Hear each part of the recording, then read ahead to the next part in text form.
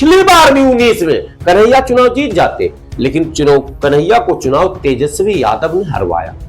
तनवीर हसन लड़ना नहीं चाहते थे, तेजस्वी यादव ने पैसे दे के लड़वाया। औरंगाबाद कांग्रेस की परंपरागत सीट रही है। पिछले 19 और 14 में भी औरंगाबाद से कांग्रेस के उम्मीदवार थे। औरंगाबाद में आरजेडी ने टिकट देकर सैंपल देकर भेज दिया। जिन सीटों पर कांग्रेस का दावा है उन सीटों से हटा देना ये बड़ी बात है। तेजस्वी यादव पूंजी लगाते हैं, पैसे लगाते हैं पप्पू यादव को हराने के लिए। आपको हैरानी होगी, कटिहार में एक राज्यसभा सांसद ऑलरेडी आरजेडी के हैं, अशफाक करीम, उनको उम्मीदवार घोषित कर दिया आरजेडी ने, जबकि पता है कि ये सीट परंपरागत कांग्रेस की है या एनसीपी की है। चुनावी सरगर्मियां भी सर पर है और कहीं ना कहीं ये जो है पूरा माहौल भी बन रहा है, लेकिन कई गठबंधन जो है बन रहा है, बिगड़ रहा है और उसके बाद कई जो है पार्टी के लोग इधर से उधर आना जाना भी कर रहे हैं। इसी मुद्दे पर बारीकी से बातचीत करने के लिए हमारे साथ हाफिज गुलाम सरवर साहब हैं, उनसे जानने की कोशिश करेंगे वो इनको किस तरह से देखते हैं, उनकी क्या राय है, खुद उनसे बातचीत करते हैं। बहुत बहुत शुक्रिया वक्त देने के लिए। शुक्रिया आपका भी। देखिए, चुनाव का मौसम है। 2024 से पहले भी चुनाव हुआ था, आम चुनाव 2019 में, उससे पहले 2014 में। सबसे ज्यादा उथल पुथल जो हुआ था वो 2014 के चुनाव में हुआ था, जब कांग्रेस पार्टी के दर्जनों नहीं बल्कि मैं कह रहा हूं सैकड़ों लीडर भारतीय जनता पार्टी में शामिल हो गए थे। दरअसल एक बार जो इसका मजा चख लेता है, या ऐसा फल है पॉलिटिक्स का, एक बार जो लुटियन जोन में जाता है वो उसको छोड़ना नहीं चाहता है। वो नीति छोड़ देगा, रूल छोड़ देगा, जाति छोड़ देगा, धर्म छोड़ देगा, पार्टी छोड़ देगा, वो लुटियन जोन नहीं छोड़ना चाहता है। वो तमाम तरह अपने पॉलिसियों की बलि दे देता है, उसका कोई उसकी नीति नहीं होती है। वो बोलते हैं ना कि जैसे अभी केजरीवाल जेल चले गए थे, नैतिकता की बात मंच तक है, मंच के बाद नहीं है। जिनसे भी आप पूछेंगे किनारे में, यार चाहे किसी भी गठबंधन में मुझे जीतना है।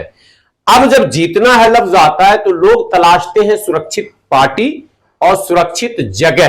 पता चला कि मंदिर के उद्घाटन के बाद तेज हवा भाजपा के पक्ष में चल रही है, तो फिर एक सिलसिला शुरू हुआ। आपने देखा ही होगा, सपा के नेता, बसपा के नेता, आरजेडी के नेता, कांग्रेस के नेता सब भाजपा की तरफ, टीएमसी के नेता भाजपा की तरफ भाग रहे। अचानक फिर एक माहौल देश में बना कि इंडिया गठबंधन जो नीतीश कुमार के नेतृत्व में बना था और बिखरा था, और फिर वो यूनाइट होने लगा। खास करके जब आम आदमी पार्टी और कांग्रेस का गठबंधन दिल्ली में हो गया, हरियाणा में हो गया और गुजरात में हो गया और पंजाब में हो गया, तो ये मैसेज गया कि भाई गठबंधन मजबूत हो गया है। फिर उत्तर प्रदेश से ये खबर आई कि लगभग वहां भी सपा से सीटों का जो बंटवारा है वो मुकम्मल हो गया है, यानी अच्छा तालमेल बैठ गया। तो फिर भागने का दौर थोड़ा सा रुका। बिहार में आपने देखा होगा कि इसी कांग्रेस और आरजेडी के गठबंधन, राहुल गांधी के भारत जोड़ो यात्रा में स्टीयरिंग पे तेजस्वी बैठे थे, आपको याद होगा। स्टीयरिंग पे तेजस्वी जब बैठे और तेजस्वी ने राहुल की गाड़ी चलाई, तो एक मैसेज गया कि बिहार में जो गाड़ी चलेगी पॉलिटिक्स की, उसमें राहुल की भी गाड़ी तेजस्वी ही चलाएंगे। वो अब दिखने लग गया। हाँ। दिख रहा ना, पूर्णिया से दिख रहा है, पूर्णिया, औरंगाबाद, कई सीटों पर, कटिहार कई सीटों पर।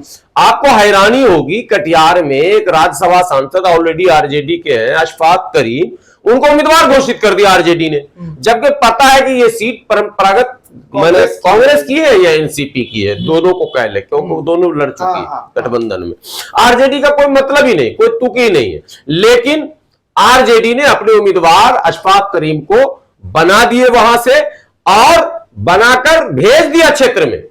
औरंगाबाद कांग्रेस की परंपरागत सीट रही है। पिछले 19 और 14 में भी औरंगाबाद से कांग्रेस के उम्मीदवार थे, मजबूत उम्मीदवार है। इस बार ऐसा लग रहा था कि वो सीट निकाल लेंगे। औरंगाबाद में आरजेडी ने टिकट देकर सैंपल देकर भेज दिया, भाई सैंपल देकर पहुंचा। देखिए स्टीयरिंग का फायदा, निखिल वो मजबूत उम्मीदवार हैं, ठीक है। तो अब इस तरह की सीटें कई ऐसी हैं जहां कांग्रेस लड़ना चाहती है। कांग्रेस ने 9 सीटें मांगी, आरजेडी ने 8 सीटों का ऑफर किया, लेकिन एक सीट का विवाद होना अलग बात है। लेकिन जिन सीटों पर कांग्रेस का दावा है उन सीटों से हटा देना ये बड़ी बात है। आप ऐसी सीटें दें जहां कांग्रेस लड़ी नहीं, संगठन मजबूती नहीं, तो फायदा क्या है। अब बेगूसराय के सीट पर कांग्रेस का दावा बन रहा था, कम्युनिस्ट का भी दावा बन रहा था। बड़ी विचित्र बात कह रहा हूं मैं, बिहार से इसलिए ज्यादा बिहार की बात अभी कर रहा हूं। तो बेगूसराय में इस वक्त सीपीआई के पास कोई ऐसा चेहरा ही नहीं बचा कन्हैया कुमार के बाद जो चुनाव में गिरिराज सिंह को टक्कर दे सके। सीपीआई, इंटरनल खबर बता रहा हूं, सीपीआई के शीर्ष नेतृत्व ने यह कहा आरजेडी से कि मुझे बेगूसराय में नहीं लड़ना, मेरे पास कोई उपयुक्त उम्मीदवार नहीं है। फिर भी सीपीआई को बेगूसराय दिया गया। क्यों? कि अगर वो कांग्रेस के खाते में दिया जाता तो कन्हैया वहां से उम्मीदवार हो जाते, और कन्हैया अगर कांग्रेस से उम्मीदवार होते और गठबंधन अटूट होता तो जीतने की संभावनाएं प्रबल हो जाती। पिछली बार भी 19 में कन्हैया चुनाव जीत जाते, लेकिन कन्हैया को चुनाव तेजस्वी यादव ने हरवाया। आपको हैरानी होगी, शायद आपके व्यूवर को भी हैरानी होगी, लेकिन यह सच है, कड़वा सच है कि तेजस्वी यादव ने जानबूझकर कन्हैया कुमार को हराया। दो तरह से कन्हैया कुमार हारे। एक कि तनवीर हसन को उम्मीदवार बना दिया। तनवीर हसन लड़ना नहीं चाहते थे, तेजस्वी यादव ने पैसे दे के लड़वाया, बुढ़ापे में जलील करने के लिए तनवीर हसन चुनाव लड़े। अब यह मैसेज गया उन भूमिहारों में जो न्यूट्रल थे। वोटर भूमिहार ऐसा नहीं कि सब कट्टरी है और सब एकदम भाजपाई है, नहीं भाई, भूमिहार तो वहां कम्युनिस्ट में भी है, भूमिहार वहां आरजेडी में भी है, सब में है। तो एक वो मतदाता भूमिहारों का बड़ा तबका जो कन्हैया को लीडर देखना चाहता था, मैंने बेगूसराय के भूमिहारों का भविष्य मानता था, उनको यह लगने लगा कि यार मुसलमान जो बेस वोट है वो तो मिलेगा नहीं, वो तो अब तनवीर की तरफ जाएगा, तो हम अगर कन्हैया को वोट देंगे तो कहीं ऐसा ना हो तनवीरें निकल जाए। तो उस चक्कर में तमाम भूमिहारों ने गोलबंद होकर गिरिराज सिंह को वोट दिया। यानी जो कन्हैया के वोटर थे बाय हार्ट, वो भी गिरिराज को वोट दिए। तो कारण क्या बना? तनवीर हसन। तनवीर हसन को मैदान में किसने उतारा? तेजस्वी यादव ने उतारा, ही इसलिए कि किसी भी कीमत पर तेजस्वी यादव कन्हैया कुमार को नेता के रूप में स्वीकार नहीं करते। वो नहीं चाहते कि कोई ऐसा युवा उभर कर सामने आ जाए जो मेरे लिए आने वाले दिनों में चैलेंज बन जाए। एक तो ये पप्पू यादव, पिछली बार आपने देखा होगा, फिर इस बार विधानसभा में भी आपने देख लिया, तेजस्वी यादव पूंजी लगाते हैं, पैसे लगाते हैं पप्पू यादव को हराने के लिए। पप्पू यादव का दाहिना हाथ मनोहर यादव खगड़िया का, उसको एमएलसी का उम्मीदवार बना दिया, तोड़ के हटाया। उनके सारे दाहिने हाथ बाएं हाथ तेजस्वी यादव काटते रहते हैं।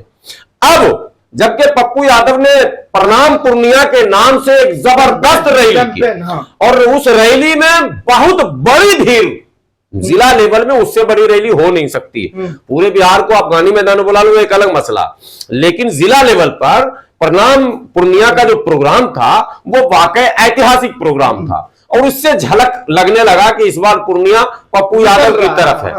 बस फिर तेजस्वी यादव ड्रामा कि नहीं, वो ऐसे नहीं होगा। वहां वो जो विधायिका नीतीश की भाग के आई है, के लोग कह रहे हैं कि यादव को यादव में बढ़ाने के लिए जातिवाद फैल रहा है। नहीं, जातिवाद फैल रहा तो मीसा भारती क्या है, जातिवाद फैल रहा तो फिर तेज प्रताप क्या है, जातिवाद फैल रहा तो फिर तेजस्वी क्या है। पहले तो परिवार पे रोकिए, जाति पे क्यों रोक रहे हैं? जाति तो आपने मुसलमानों के वोट पर यादवों ने जो राज किया बिहार में, तो इतिहास है। 1990 से लेकर और 2005 तक विधायकों की संख्या 1990 से पहले देख लीजिए, ठीक है, 80-85 में देखिए यादव विधायक कितने हैं, और लालू जी के आने के बाद, माई का नारा लगने के बाद, माई की कृपा के बाद आप यादव विधायकों की संख्या देखिए, यादव सांसदों की संख्या देखिए, यादव मंत्रियों की संख्या देखिए, और अब आपको मैं बता रहा हूं, अब यादव में, भाजपा में यादव गिरिराज मंत्री यादव, अभी जो भाजपा में गिरिराज मंत्री हैं वो यादव हैं, नित्यानंद राय, राम कृपाल यादव, वो जो अभी विधानसभा अध्यक्ष बने नंद किशोर यादव, कई यादव अब भाजपा में भी, कई यादव अब जेडीयू में भी, कई यादव अब क्या कहते हैं दूसरे वामपंथी दलों में भी। कारण लालू यादव ही बने। वो आंदोलन जो मुस्लिम कहां से आएगा, तो नारा दिया MY, ठीक है, M साइलेंट, इंग्लिश में कुछ वर्ड होते हैं जिसको साइलेंट कर दिया जाता है, जैसे नॉलेज आप बोलेंगे, कुछ चीजें ऐसी उसमें एक दो साइलेंट आ जाएगा, राइट बोलेंगे, बहुत सारी चीजें उसमें, चक्कू छुरी जो नाइफ बोलते हैं उसमें भी साइलेंट है, तो माई में भी M साइलेंट है, बात समझे ना, अंग्रेजी में ना उन्होंने कहा था माई की कृपा रखते, एम साइलेंट है।